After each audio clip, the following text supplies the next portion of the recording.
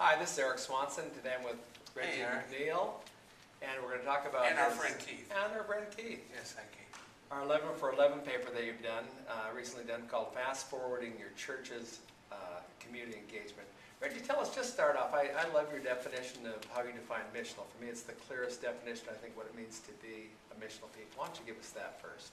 Well, I think for me, it's helpful to think in four phrases about this. The missional church, which is a redundant term, of course, if we really understand church, is the people of God partnering with Him in His redemptive mission in the world. And which is what gives the impetus for this paper and for our focus here of, you know, if in fact we're supposed to be making a difference in the world and not just church-centric activity, then how can we be engaged more with our community? And so, you know, our missional renaissance leadership communities that you and I co-host here, of course, we get to see people just really just bust out of the box, get into the community, build all kinds of cross-domain partnerships, and I know we want to talk about some of those here, but that really, I see that gives people a way to think about. We are the people of God. Church is not a place, it's a people. It's God's mission, so we're partnering with Him, and He's asked us to join Him in it in the street. So that's really what gives us the theological underpinning for fast-forwarding our church's community engagement. When we think about that, some of the offline conversations we've had, you talk about how we think of prepositions of our relationship with the community. Why don't you expand on that a little bit? Well, you know, there's some huge shifts there that really help. You know, initially, we tend to think of doing things for the community, and that's kind of an early iteration. I mean, you have a heart for the community, you have compassion for people, for homeless, or for helping kids in school, whatever else. So you can kind of move into this old kind of colonial in a sense. We're going to, you know, ride out from Camelot and deliver the goods and bless you, and then we'll be back up in the Citadel for the weekend services, and you're free to join us. But you know, that's doing something for the community, but doing something with the community. Or another way of saying it, which you love to say, is you can either be a church, you know, in the city, or you can be a church for the city. And I'm suggesting that if we are a church for the city, then we need to do what we do with the city.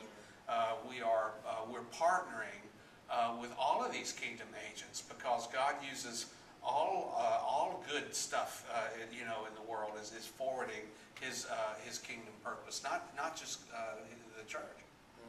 In your paper, you mentioned just how such a larger percentage of people are not affiliated and don't want to have any interest at all about being affiliated with the local church, and yet they're people that God wants a reconciling relationship with through Christ. And so we talk about how would you, if we see the church as an id where people come to versus the church as a, you know, could you just expand that? I mean, the fastest growing religious affiliation in the United States of America now is the unaffiliated. I mean, it's 1 out of 6 Americans. And, I mean, it's doubled in the past 15 years. This is why we've been taking in over $100 billion a year now the last 3 years in the American church, with the best churches we've ever had. So, I mean, the deal is no matter how good we get at doing church, there are increasing numbers of people who are not coming to church. Now, it doesn't mean we're going to quit doing church, but we've got to figure out how to engage people right where they already are. And that's the part of being sent. You know, I mean, I grew up with the notion of church as being the called out. I just didn't get the part about being sent back. And so this whole thing about being the sent people is again a way we see ourselves in the world. And so as opposed to like 80,000 people a day that are coming to Jesus in the world, fastest growing religion in the world today is Christianity, as opposed to like 70,000 Muslims, by the way. So you have 80,000 people a day come, but in Pentecost going on in other parts of the world, but not here. But in those parts of the world where Pentecost is going on, the church is not relegated to some, you know, corner of Third Main. It's ubiquitous in the culture. It's like a viral movement. And so missional is more of a movement. Again, it's in the streets, just like in the first 3 centuries, where it was largely a street movement, largely a marketplace phenomenon. And until, you know, we congregationalized around, you know, a Christendom model. But we don't need to beat up on Christendom anymore. Plenty of people have done that. But the point is, and it's not about tearing that down. It's just about expanding the bandwidth of how we engage our community, because if we don't, we're going to miss tons of people that are not susceptible to coming to our church services as their initial spiritual engagement. And as a matter of fact, most church people, when they hear that the fastest growing religious group is the non-affiliated, the nuns as we call them. They hear non-spiritual, and the truth is well over half of those folks believe in God.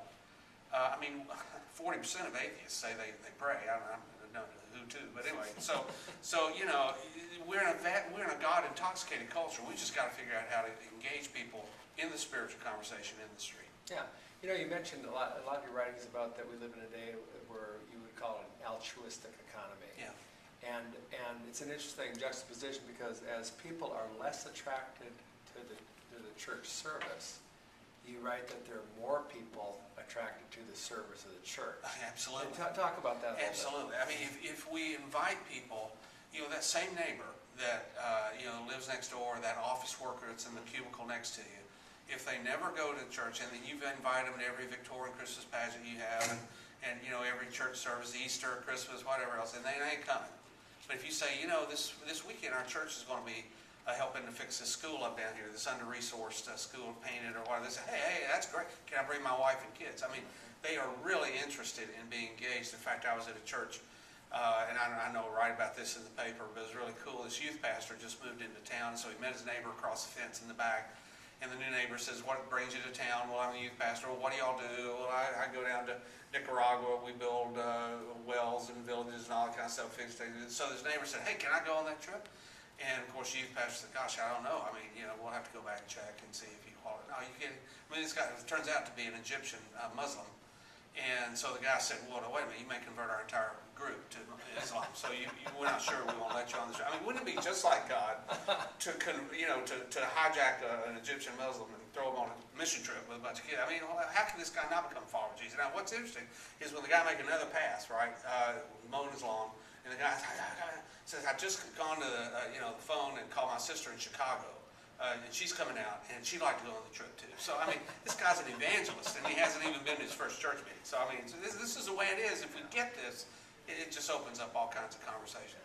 So part of the new missional conversation is that churches are, I mean, you kind of think that the first intuitive step is what other people believe like we do, that we can work on these problems. But in missional, it's really partnering with anybody that cares about the same broken stuff that you care about. Tell us about how some of the churches are partnering with the odd bedfellows to accomplish extraordinary results.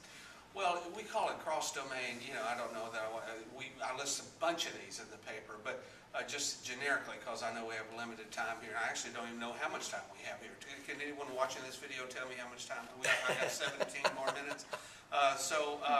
If you think about the fact that a cross-domain synergy is required to really address huge issues in our culture, like poverty or institutional racism or those kinds of things. But it's going to require that you engage with government officials, with healthcare entities, with other social sector organizations, with education. I mean, it's going to require an affinity that's not based on doctrine or polity, which was kind of the old church world affinity. I knew who we were, and we were better than you because our doctrine was purer and all that. Well, that's a church world, a very internal conversation. Once you move to this the real affinity is mission. And so we list a lot of examples in the paper there of congregations working in homeless and in schools and providing shelter for people and working with AIDS, people that are afflicted with AIDS.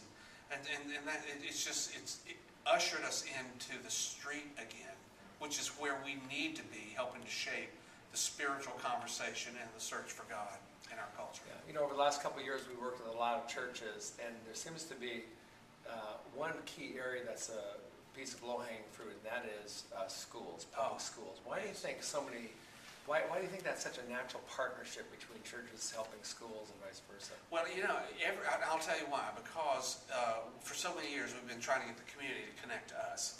So we're not really automatically good at connecting to the community.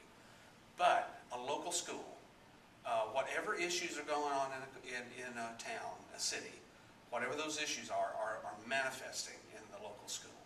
And so that's why getting involved with the school immediately puts you in touch with all the community needs. And then from there, it's a matter really of deciding what initiatives, what priorities, what partners, and going from there. You may start mentoring, like a lot of churches do, because that's a need for everyone. But you quickly move into some other areas, of hunger, for instance. Food challenged people struggle to learn and to retain their learning. Well, that puts you into another whole category. Then, well, what brings about this? Then you're in the unemployment. I mean, so it really serves as a threshold. Once you cross that threshold, it just opens up the world of need in the community to you. Okay. I think we got time for maybe one more question. I'd actually like two more, and okay. We'll see how far we can go in there. But what's the difference between people that will approach missionals, that's kind of the next program that we'll try, versus really who the church is and kind of the long range? Yeah, it's really, because a lot of people, they're running out, they're doing a weekend of service, once a year, and now we're a missional church. That's just a program of church to me. That's a program approach to missional. As opposed to, as you're suggesting, if it comes out of a sense of identity, this is who we are. We are the people of God, partnering with Him in His redemptive mission. Everything's sin broke, God's addressing in the world. Then you're free then to back up and say, maybe our scorecard changes a little bit in terms of church activity. We have church. We just had people leaving here that are going to simplify their church programming to cut people more loose in order to say, pursue your mission in the world, because that's where God's calling you to serve. And begin to celebrate people's engagement in their communities, in their cul-de-sac, in their schools, in their sports clubs. So one of the churches we work with has a 25-year goal to change a neighborhood. Which moves you into metrics like, crime rates and graduation rates and, housing, single dwelling housing. I mean, those folks are serious about making the long-term commitment and difference in the world.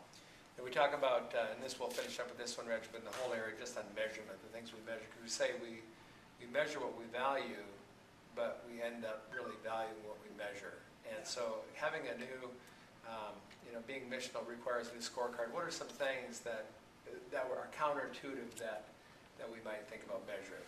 Well, we tend to think of resources like how much time we spend at church. You can begin to celebrate the time that people spend in their community engagement. We think of prayer. How can we champion groups of people like first responders, school teachers? How can we take that prayer and turn it to an external focus into the community? Or our facilities, instead of just how can we get more people and release our facilities? One of our teams just leaving here is going to measure actually how much of their facilities being used by the community every week, and they want to see that number go up. And then that's counterintuitive. Usually most churches, how can we, have more and more church stuff going on at these buildings that we built? Remember that one church we had a couple weeks ago, but they were measuring how quickly they could wear out the carpet. Yeah. That was their success. And another one, how many cigarette butts are in the parking lot next, because they started a recovery ministry. And so they want to know, are people coming here or not? So, I mean, and I do mention in the paper those kind of a resource reallocation approach to that. And because you're right, we're going to, until we shift our behavior to celebrate new behaviors, it's going to be hard for us to break out of our old mindset. But you and I are watching this happen every day. I'm more jazzed than I have been about what's going on. The people of God are rising up to this occasion. This is our time. The church can call the party like nobody else. And if we don't call the party, America's counting on us. And I think the kingdom of God is enough of a reason to, let's get out there. Let's fast forward our engagement with our communities. Thank you, Reggie. As usual, we have a delightful time together. This is just one of those many times. Thanks so much. Welcome.